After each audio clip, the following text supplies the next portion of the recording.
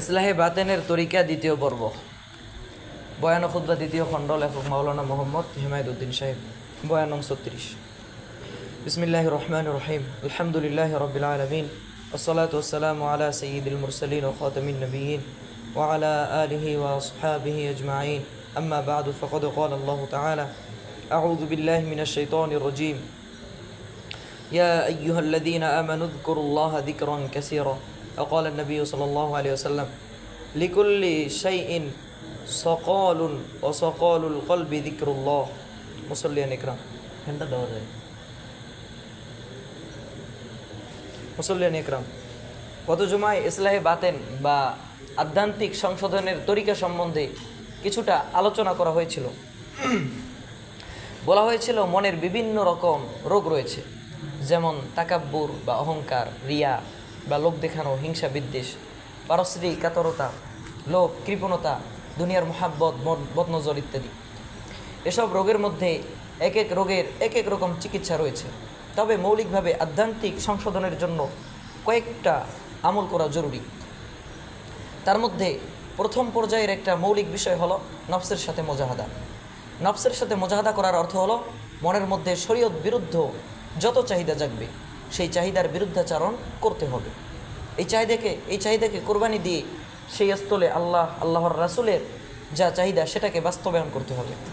এভাবে মনের চাহিদার সাথে মোজাহাদা করতে করতে মনের চাহিদাকে আল্লাহর রাসূলের চাহিদার অনুগত বানিয়ে ফেলতে হবে। মন যদি মিথ্যা বলতে চায় তাহলে সেই চাহিদাকে কোরবানি দিয়ে সত্য বলতে হবে, কারণ সত্য বলাই আল্লাহর রাসূলের চাহিদা। মন যদি চায় অহংকার করতে তাহলে সেই চাহিদাকে কোরবানি দিয়ে তাওয়াজু বা বিনয় প্রদর্শন করতে হবে, কারণ তাওয়াজু করাই আল্লাহর রাসূলের চাহিদা। মন যদি বেগানা নারীর দিকে নজর দিতে চায় তাহলে সেই চাহিদাকে কোরবানি দিয়ে দৃষ্টি নত করে নিতে হবে, কারণ বেগানা নারীর দিকে নজর না দেয়াই আল্লাহর রাসূলের চাহিদা। মন যদি নামাজ তরক করতে চায় তাহলে মনের সেই চাহিদাকে কোরবানি দিয়ে নামাজ পড়তে হবে, কারণ নামাজ পড়াই আল্লাহর রাসূলের চাহিদা। এভাবে প্রত্যেকটা পদে পদে নফসের চাহিদাকে আল্লাহর রাসূলের চাহিদার অনুগত বানিয়ে ফেলতে হবে। তাহলে আমরা খাঁটি মুমিন হতে পারবো, খাঁটি দিনদার হতে পারবো। রাসূল সাল্লাল্লাহু আলাইহি ওয়াসাল্লাম ইরশাদ করেন, লা ইউমিনু আহাদুকুম হাত্তা ইয়াকুনা হাওয়াউ তাবআন লিমা জিতু বিহি। তোমাদের নিকট কেউ খাঁটি মুমিন হতে পারবে না, পূর্ণাঙ্গ মুমিন হতে পারবে না যতক্ষণ পর্যন্ত তার নফসের চাহিদা আমার আনিত আদর্শে অনুগত না হবে। এই হাদিসে বোঝানো হয়েছে নফসকে শরীয়তের অনুগত বানাতে না পারলে, শরীয়তের নিয়ন্ত্রণের মধ্যে আনতে না পারলে খাঁটি মুমিন হওয়া যাবে না, আর খাঁটি মুমিন না হলে কামিয়াব হওয়া যাবে না। অতএব খাঁটি মুমিন হতে চাইলে নফসকে শরীয়তের অনুগত বানাতে হবে, আর নফসকে শরীয়তের অনুগত বানাতে হলে প্রত্যেকটা পদে নফসের চাহিদাকে কোরবানি দিয়ে আল্লাহর রাসূলের চাহিদাকে বাস্তবায়ন করতে হবে। এজন্য প্রত্যেকটা পদে নফসের চাহিদার বিরুদ্ধে মোজাহাদা করতে হবে। নফস যা বলে তা নয়, বরং শরীয়ত যা বলে নফসকে সেটা মানানোর চেষ্টা করতে হবে। তাহলে আমি কামিয়াব হতে পারবো। নফসের কথা মানলে আমি কামিয়াব হতে পারবো না, বরং ব্যর্থ হব। নবী করিম সাল্লাল্লাহু আলাইহি ওয়াসাল্লাম ইরশাদ করেছেন, আল আজিজু মান আতবা নাফসাহু হাওয়াহা ওয়া তামান্না আলা আল্লাহ। অক্ষম ও ব্যর্থ ওই ব্যক্তি, শুনেন এদিক মনোযোগ। অক্ষম ও ব্যর্থ ওই ব্যক্তি যে তার মনকে খায়েশাত বা খেয়াল খুশির অনুগত বানিয়ে নেয়, যা মনে চায় তাই করে, মন চাই জিন্দেগি চালায়, খায়েশাতের জিন্দেগি গ্রহণ করে এবং আল্লাহর কাছে বড় বড় আশা করে। অতএব দ্বীনি লাইনের সফলতা আনতে হলে যা মনে চায় তা বলা যাবে না, যা মনে চায় তা করা যাবে না, বরং সেটা শরীয়তের আওতায় পড়ে কি না তা বুঝে নিতে হবে। যা খেতে মনে চায় তা খাওয়া যাবে না, দেখতে হবে সেটা শরীয়তে অনুমোদিত কিনা। যেসব পোশাক পরিচ্ছদ পরিধান করতে মনে চায় তেমনটা পরিধান করা যাবে না, দেখতে হবে সেটা শরীয়ত সম্মত কিনা। যেভাবে আয় উপার্জন করতে মনে চায়, যেভাবে ব্যয় করতে মনে চায় সেভাবে করা যাবে না, দেখতে হবে সে ব্যাপারেও শরীয়ত কি বলে। এভাবে প্রত্যেকটা পদে মনে যা চায় মনের সেই চাহিদাকে বিচার করে দেখবে সেটা শরীয়তের আলোকে করা যাবে কি না, যাবে কি যাবে না। যদি করার অনুমতি না থাকে তাহলে মনের সেই চাহিদাকে কুরবানি দিয়ে দিতে হবে। আমি নফসের চাহিদা বুঝি না, আমি শরীয়তের চাহিদা বুঝি। আমি নফসের গোলাম হব না, বরং নফসকে শরীয়তের গোলাম বানাবো। নফসকে যতক্ষণ পর্যন্ত শরীয়তের গোলাম বানাবো না, বানানো না হবে, শরীয়তের অনুগত বানানো না হবে, ততক্ষণ পর্যন্ত আমি খাঁটি মুমিন হতে পারবো না, খাঁটি মুমিন থাকতে পারবো না, খাঁটি মুমিন থাকতেও পারবো না। খাঁটি মুমিন হতে গেলে এবং খাঁটি মুমিন থাকতে গেলে প্রতিনিয়ত নফসের সাথে জিহাদ চালিয়ে যেতে হবে। আর নফসের সাথে এই জিহাদই হচ্ছে বড় জিহাদ। মানুষ শত্রুর সাথে ময়দানে জিহাদ করে, সেই জিহাদও একটা বিশেষ জজবায়, যখন তার দেশ আক্রান্ত হয়ে গেছে, তার চোখের সামনে তার মাতা পিতা ভাই বোন ও আপনজনকে হত্যা করা হচ্ছে, তার আপনজনের প্রতি অত্যাচার করা হচ্ছে, দুর্বিচার করা হচ্ছে, এরূপ মুহূর্তে তার রক্ত টকবক করে ওঠে, তার নফসের মধ্যে তেজ এসে যায়, ক্রোধ এসে যায়, ফলে শত্রুর সাথে যুদ্ধ করে জীবন দিয়ে দেওয়াও সহজ হয়ে যায়। কিন্তু নফসের সাথে যুদ্ধ করতে হয় ঠান্ডা মুহূর্তে, যখন উত্তেজনা সৃষ্টি হওয়ার মতো তেমন কিছু থাকে না, তারপরেও নফসের সাথে সংগ্রাম করে যেতে হয়, এবং সেটা বিশেষ কোনো একটা মুহূর্তে নয়, বরং সারা জীবন এই সংগ্রাম অব্যাহত রাখতে হয়। এসব কারণে নফসের সাথে মুজাহাদা করা খুব কঠিন। এজন্যই নফসের সাথে মুজাহাদা করাকে বড় জিহাদ বলা হয়েছে।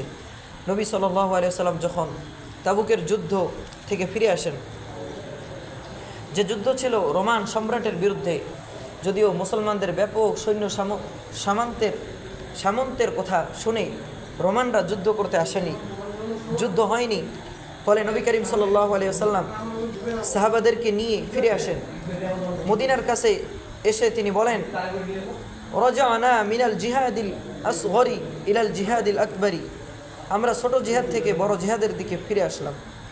এই হাদিসের ব্যাখ্যায় মুহাদ্দিসিন একরাম বলেছেন, এর অর্থ হলো আমরা শত্রুর সাথে জিহাদ করতে গিয়েছিলাম, এটা ছিল ছোট জিহাদ, এখন বাড়ি ফিরে যাচ্ছি, এখন নফসের সাথে জিহাদ চলতে থাকবে, এটা হলো বড় জিহাদ।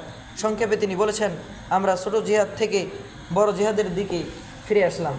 বোঝা গেল নফসের সাথে জিহাদ করা হলো বড় জিহাদ। সাময়িকভাবে যুদ্ধের ময়দানে জীবন দিয়ে দেয়া সহজ, কিন্তু নফসের সাথে মুজাহাদা করা এত সহজ নয়, কারণ প্রতিনিয়ত সব সময় নফসের বিরুদ্ধে মুজাহাদা করতে হয়। এই কারণেই নফসের সাথে মুজাহাদা হলো বড় জিহাদ। কারো মনে খটকা লাগতে পারে যে বড় ছোটর তুলনা হয়ে থাকে এক ধরনের জিনিসের মধ্যে, অথচ ময়দানের জিহাদ আর নফসের সাথে মুজাহাদা দুই ধরনের জিনিস। কাজেই এই দুটোর মধ্যে একটা ছোট আর একটাকে বড় বলা হলো কিভাবে?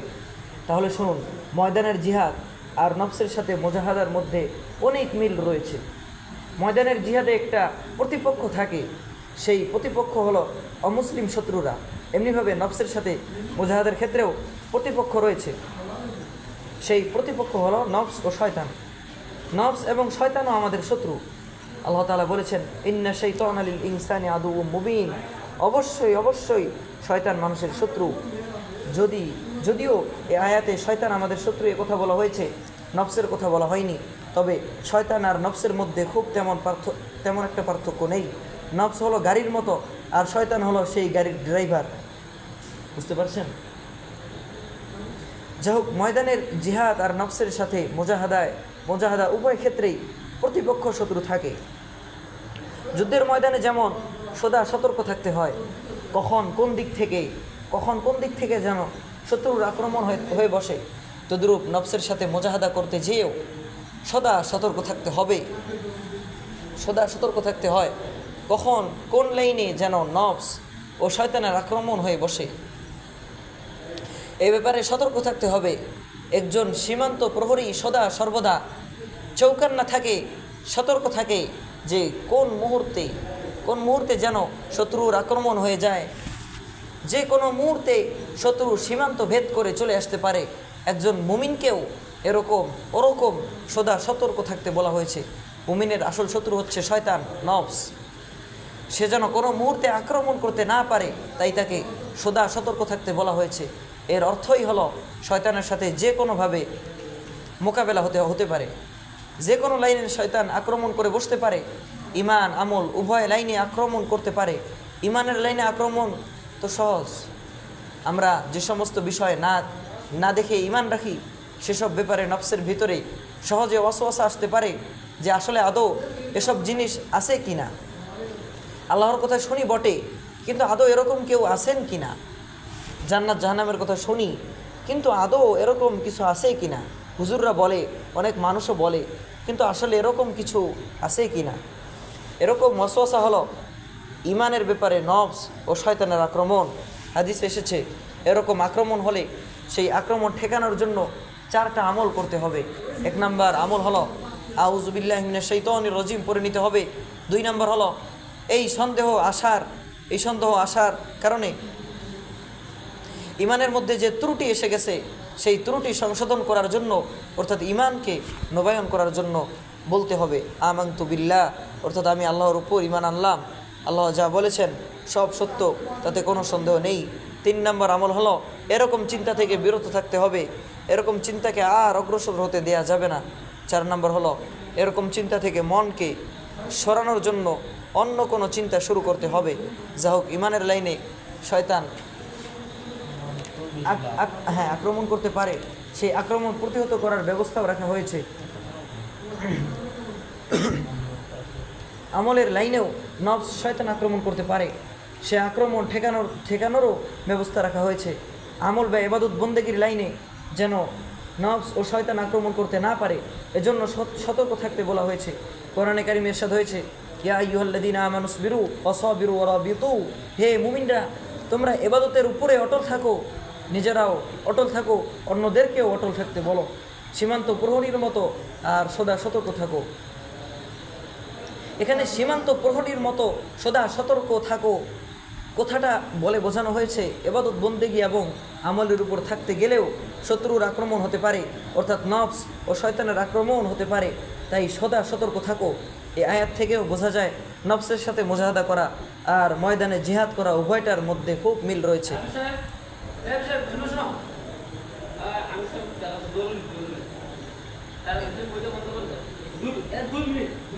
আমার লাইভ চলতেছে, এই একটু শেষ করি।